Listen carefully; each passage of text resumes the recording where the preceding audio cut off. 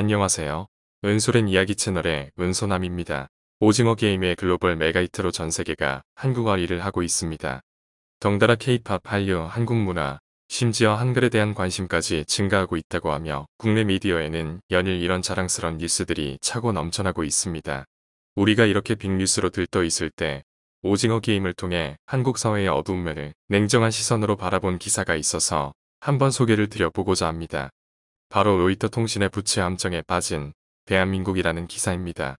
기사의 일부분을 한글로 옮겨봅니다.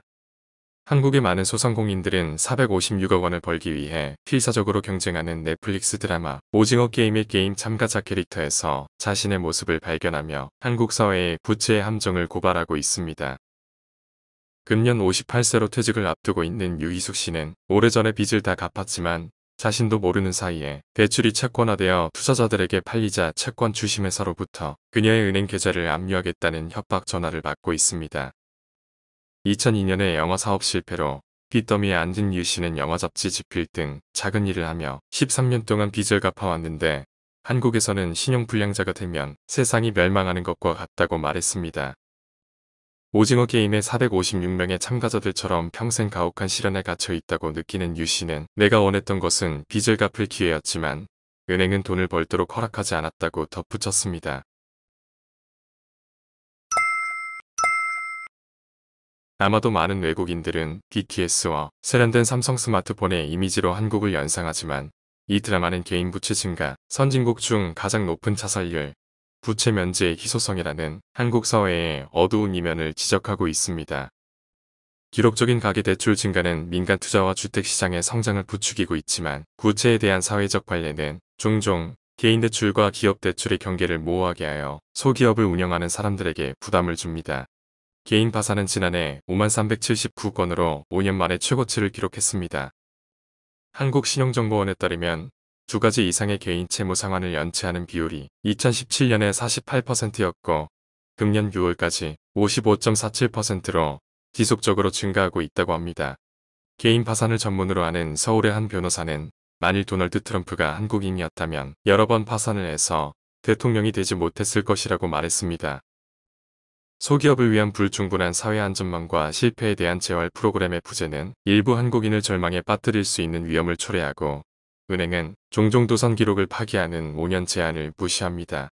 한 파산 법관은 은행의 전통적 관행으로 인해 한국의 자영업자들은 자신이 운영하는 사업에서 부채 부담을 지게 될 가능성이 높다고 말했습니다. 서울파산법원에서 4년을 보낸 안 씨는 한국에서 실패한 기업가는 사회적 낙인이 찍히고 사람들이 믿지 않기 때문에 다시 시작하기가 어렵다고 덧붙였습니다. 게다가 개인 파산을 하는 사람들은 고용에 대해서도 많은 제약을 받습니다. 한국의 자영업자 수는 세계 최고 수준으로 고용시장의 4분의 1을 차지해 경기 침체에 취약합니다. 2017년 중앙은행 연구에 따르면 개업한 자영업의 38%만이 3년 동안 생존한다고 합니다.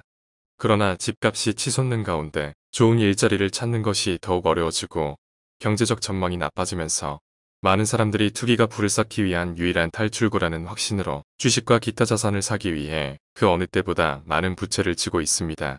가계대출은 6월 분기에 사상 최대인 1806조 원으로 GDP와 거의 맞먹습니다.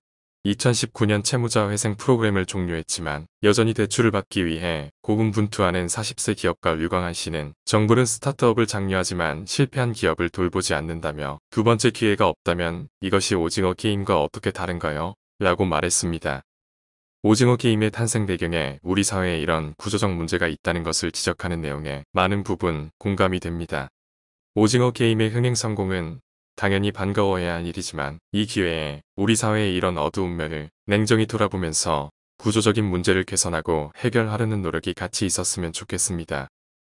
점점 심화되는 빈부격차, 세대 갈등, 고용 불안, 노령화, 산재한 우리 사회의 문제들입니다.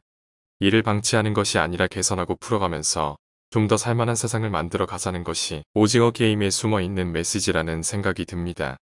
감사합니다.